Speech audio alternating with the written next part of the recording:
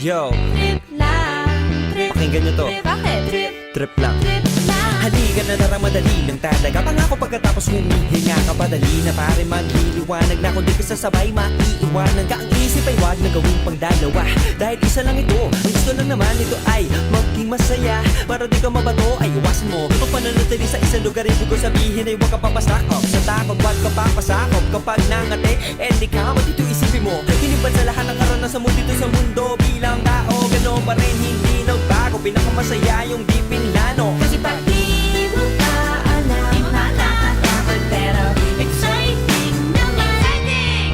Yeah! Sumabay lang sibat na ng bahala. Oras na subukan ang di pa nagagawa. Minsan lang kaya magpakaligaya. Mag-enjoy, magsaya, walang mawawala. Trip, trip, trip, trip lang.